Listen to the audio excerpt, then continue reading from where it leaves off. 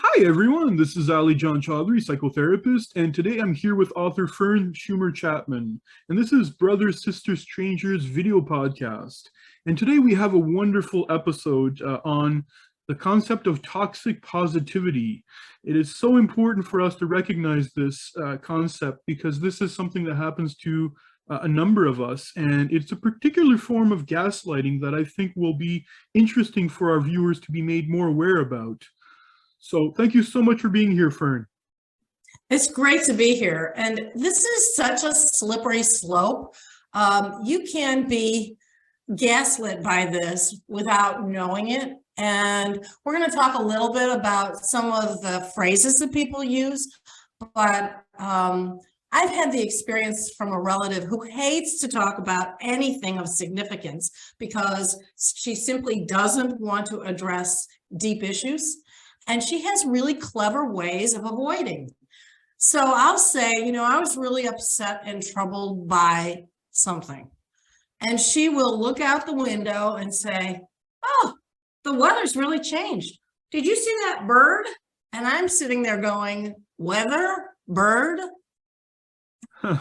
This is her tactic to avoid that conversation. Very, very subtle, but yet apparent at the same time when it comes to dismissing feelings or dismissing someone's experience, isn't it? Right. I mean, the whole idea is we're going to keep things superficial and positive. That's the key, positive and happy. And it doesn't matter if you're getting gaslit.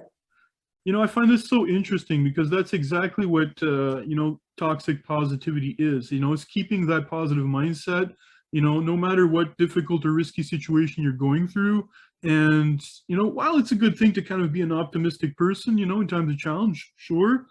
I find that the problem is usually when people reject any perceived negative emotions, for a fake, upbeat type of positive image, especially.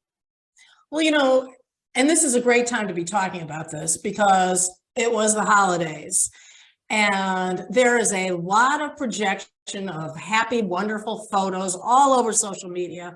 And there's all of this toxic positivity coming at you. And the truth is that it's not just gaslighting, it's almost like group gaslighting. And what's happening is that the positive people in the family are creating a false narrative. So, oh, aren't we wonderful? Don't we have a happy family? And underneath all that, we're not addressing anything. It ultimately becomes its own form of censorship, doesn't it? Yes, and exactly. That's right. That's the thing that happens is that you can't talk about negative emotions, so it's like rejecting a basic fact of life for all of us, right? And if you don't deal with emotions, then they come out in unhealthy ways through undesirable outcomes sometimes, so people's health could be affected as well when it comes to that. So well, and the other thing is if you never talk about the things that are upsetting you or disturbing you, you get very stuck in one specific place. And our viewers may be wondering, well, why are you talking about this when you're doing a program about estrangement? Well, because what this leads to is a very limited relationship, a very superficial relationship, which ultimately devolves into estrangement at times. I absolutely agree with you. I think that this is what can lead to estrangement, and that's why this is one of the factors that's so important for us to recognize if this is present in one's family or not, And, narcissists love to control the narrative, right? And that's what they do. They tend to dissociate or basically ignore things that have happened in the past if it's something that makes them uncomfortable in any shape or form. So so this is something that I think leads us into how this is connected to sibling estrangement, because like you said, it does foster that type of superficial relationship, especially with some people. And if your feelings aren't being minimized and acknowledged, then what can happen is if this is something that presents itself in a family as a whole, then that becomes a pattern that can be leaving us feeling as though we're feeling invalidated and that our feelings are wrong. you know, especially when we're going through trials or tribulations or even trauma. And there are such subtle ways of controlling this narrative. So I'm going to rattle off a few of the lines I've heard that actually do this toxic positivity or control exactly how deep you can go in a relationship. Sure. Everything happens for a reason. Oh, yeah. Look at the bright side. Other people have it much worse. Telling people, oh, enjoy every moment. I don't understand why you choose to let this affect you. So in other words, they are actually in some ways shaming you for feeling things. Exactly. It becomes its own weaponization.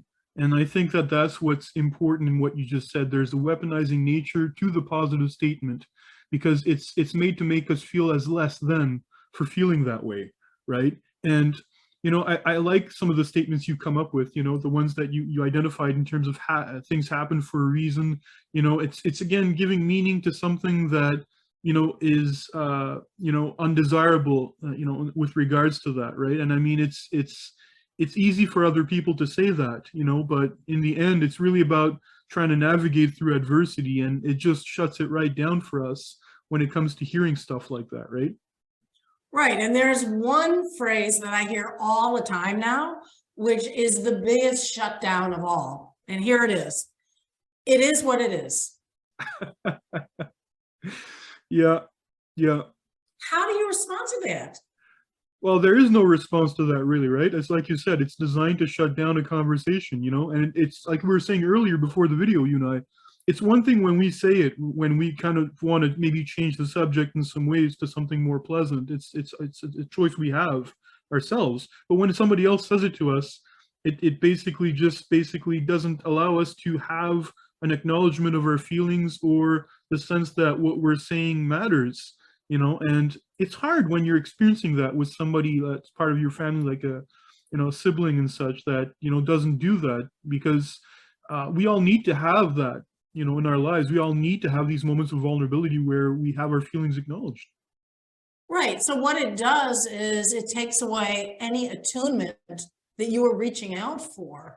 Yeah. It also, and this is what I was thinking about before, it also edges towards enabling. Yeah. And there are all sorts of phrases, again, that come up that fall into this. That wasn't a big deal. That never happened. You're overly sensitive. He didn't mean it that way. We could go on and on.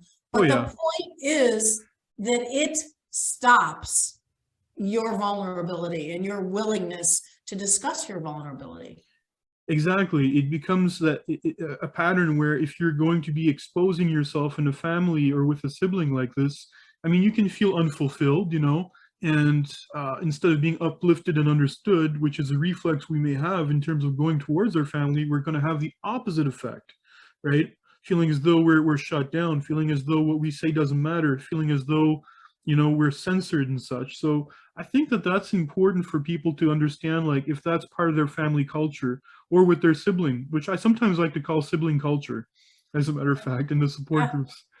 If for example, you know, there's some family members that exhibit toxic positivity, what it looks like is that it can be dismissive of problems. So that's one of the elements that happens. It can lack authenticity towards certain inner feelings with misplaced upbeat quotes, like you were saying earlier. You know, shying away from uncomfortable feelings is another thing that is part of toxic positivity in families and with siblings. And the last one is to make others feel bad for not having an upbeat attitude. It's somehow your fault that this has happened, you know? So. Well, and the effect ultimately is that the person who is dismissed feels like they are then walking on eggshells. Yeah. That they are not confident in their abilities to express their concerns and have them addressed in the family. Exactly. So I think that that's important to recognize now. We've talked about what it looks like, so let's talk about what we can do about it. I think that's an important aspect with regards to this. And I just want to mention that it's important that it's important to realize that we can ascribe meaning through our choices even after an experience of hardship. And looking what we can do about a situation afterwards is healthy because it broadens ourselves towards resilience. So it's okay for us to seek meaning in adversity when it happens. But it's another thing when people are telling us that there's a meaning behind it that we somehow haven't found, which is again another type of weaponization. Yeah. So Go ahead. So being given platitudes while in the process of hardship, as we were saying, that's another story entirely, right? Learning to recognize and honor your negative emotions. It's important to hear what they have to say and to see what you can learn from them, in order to bring about the change that's necessary. So that's important for us to recognize. The important thing is to acknowledge what's going on within us. And I think that, for example, the workbook you just came out with, a Sibling Estrangement Journal, does that. It does bring about the importance in highlighting some of what we're experiencing, and some emotions can be contradictory, and that's perfectly fine.